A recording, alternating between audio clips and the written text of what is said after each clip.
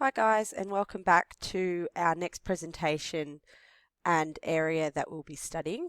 We are going to be looking at fatigue and recovery mechanisms, and this PowerPoint will be just mainly focusing on fatigue. So first of all, I just want to draw your attention to the key knowledge. This tells you what type of fatigue you need to know. You'll find that in your textbooks there'll be lots of different fatigue mechanisms covered, but the ones you need to know for VCAR are fuel depletion, metabolic byproducts, and issues associated with thermoregulation. So there's really just three. So let's keep it simple. First of all, what is fatigue? Fatigue is the exercise-induced reduction in maximal force or power generating capacity of a muscle and an inability to continue the activity. What causes it? Well, it's caused by a few different things. First of all, the intensity and duration of the actual activity itself, and the type of activity undertaken. Is it intermittent or is it continuous? What that means is it start-stop, or is it the sort of activity where you're continuing at a sub-maximal intensity, such as a 12-minute run?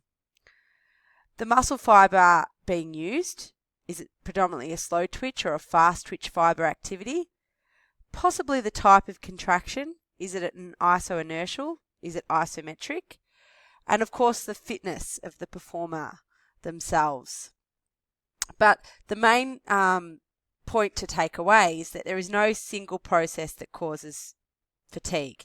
We say that fatigue is multifactorial. It's usually caused by numerous factors. So the first mechanism of fatigue we're going to cover is the accumulation of hydrogen ions. Now what we know here is that the anaerobic breakdown of glycogen leads to the accumulation of lactic acid, and without the presence of oxygen, the pyruvic acid gets turned into lactic acid. It's a strong acid, so it dissociates into lactate and hydrogen ions. Now the lactate ions themselves have little effect on the muscle, but the hydrogen ions, they lead to a reduction in the pH levels of the blood, therefore increasing the acidity and leading to acidosis. Now it's the acidosis itself which may indirectly activate nerves involved, and that causes the discomfort that you might feel, that deep burn, and also may cause the more rapid depletion of glycogen stores as well. But the main point there is that when we have hydrogen ions accumulating, we see an increased acidity of the blood, and that causes a sensation of discomfort, and that slows the contractile force of the muscles. Now, lactate tolerance is our ability, or the ability of an athlete to actually sustain work with the rising presence of lactate. So put simply, when we're working anaerobically, how does our body actually tolerate the increasing lactate levels that we experience? Which brings us to our next key term. It's really important that you write down a solid definition of lactate inflection point and that you're able to give a great definition. So lactate inflection point. This reflects the last point where lactate entry into and removal from the blood are balanced. This is the final exercise intensity or oxygen uptake value where blood lactate concentration is relatively stable during an aerobic event. Now this represents the last maximal intensity at which the blood lactate is at steady state. So this, an example of this might be when you're running the beep test, okay?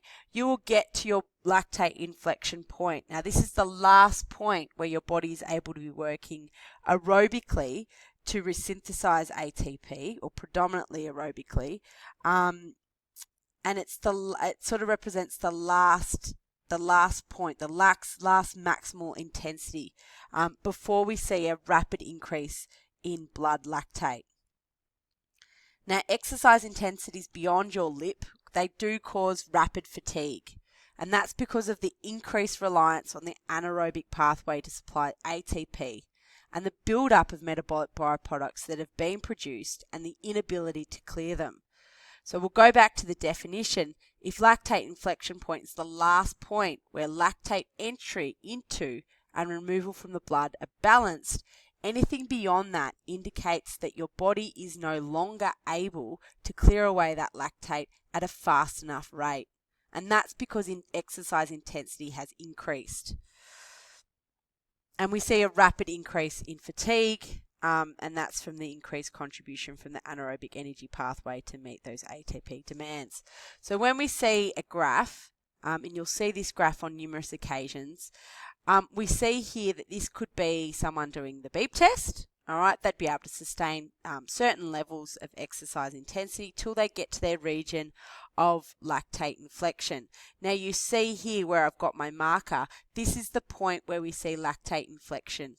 This is the lactate inflection point, excuse me. So beyond this, we see an exponential increase in blood lactate, and this would indicate that the athlete would be no longer able to sustain workloads of increasing intensity. They'd have to stop to allow them to clear away some of those metabolic byproducts. On this graph, we see 3 different athletes. All right, can you identify with which athlete actually experiences their lactate inflection point? Where do we see an exponential increase in blood lactate? Well, we see that athlete 1 and athlete 3 remain relatively steady. So they've got some level of steady state, in particular the purple athlete, which is athlete 3. We do see that athlete 1 has got a slight rise in lactate, but really athlete 2, we can see that their lactate inflection point would be somewhere around the 25-minute mark, because that's when we see a huge change in the amount of blood lactate that's being entered into the blood and an inability to clear it. So the removal of metabolic byproducts. Blood lactate is formed in the cell's cytoplasm, and that's when we have pyruvate formed, and without the presence of oxygen, we obviously get lactic acid formed.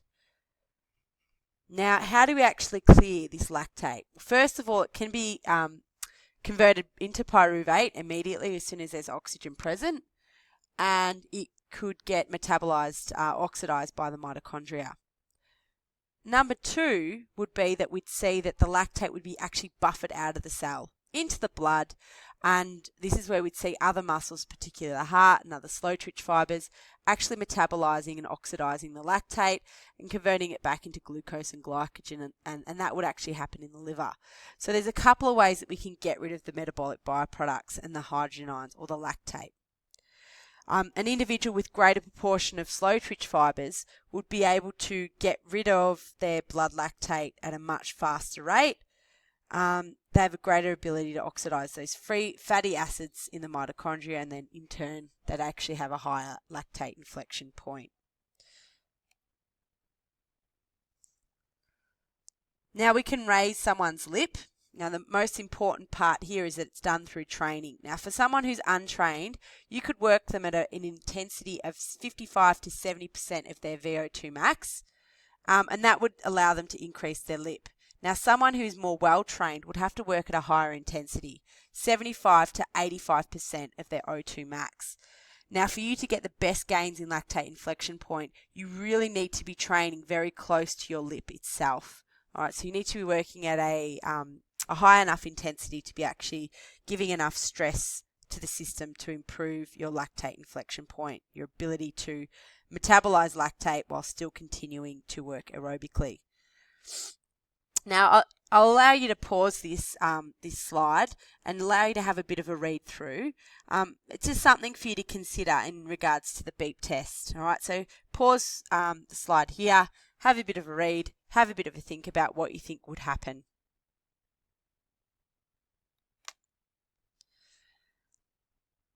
Okay, the next slide is showing us some questions. All right, take the time now to pause and have a go at answering these questions.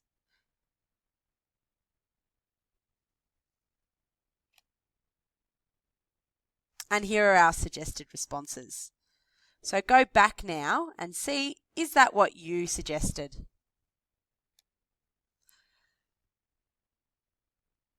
Our next mechanism of fatigue is the depletion of fuel. There are 2 types of depletion of fuel that will cause fatigue.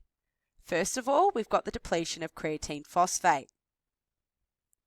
Now this will lead to a significant reduction in ATP reduced and reduction in the rate of energy production, therefore decreased intensity.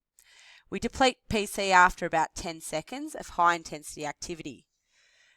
The body calls on glycogen stores in muscles as fuel after this point, which uses a different system and obviously a much slower rate of resynthesis. We need 3 minutes of passive recovery to fully restore our PC stores again. The next cause of fatigue through the depletion of fuels is through glycogen. Now, glycogen stores start to deplete after 90 to 120 minutes of submaximal work. Intensity must decrease as the body uses more fats, which require more oxygen to be broken down.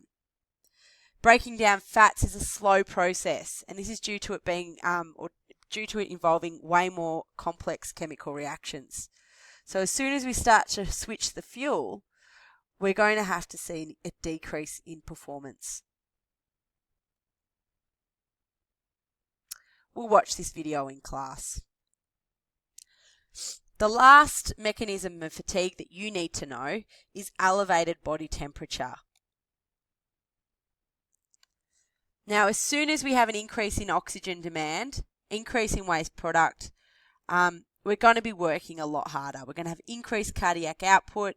Now, there's going to be less blood flow to vital organs and more to working muscles, and this increases our core body temperature. The body therefore needs to monitor its balance between cooling, which means getting the blood off to the skin, and actually supplying the muscles with oxygen that it needs. So it has to meet the balance of thermoregulation.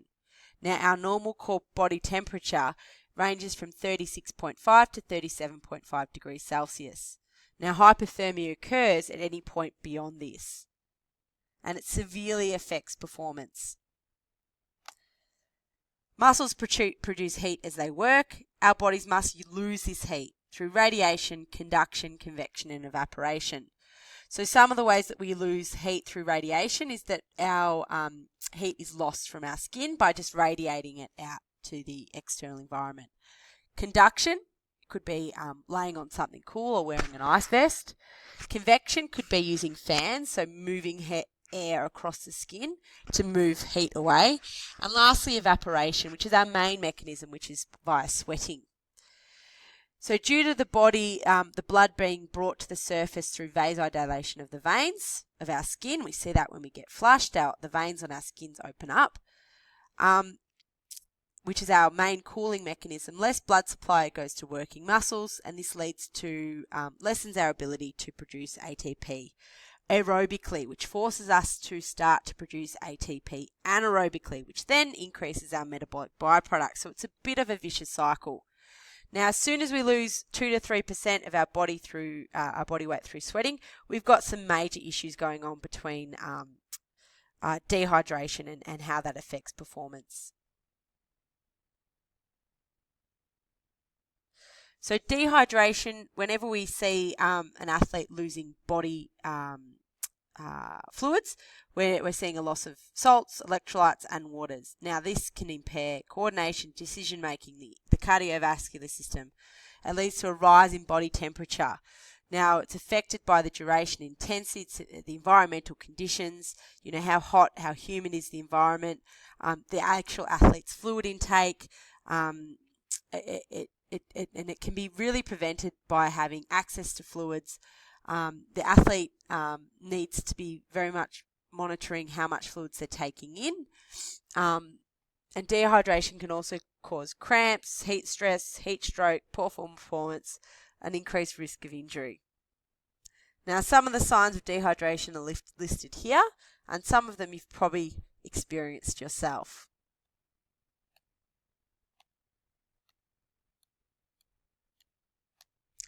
Now, dehydration, as I said, does have a huge effect on performance. So dehydration will increase the chance of hypothermia, so increased body temperature. It leads to a reduction in our energy stores. It leads to an increased accumulation of metabolic byproducts. It alters our muscle recruitment. It also causes havoc to our central nervous system as well, and the way that our nerves are firing.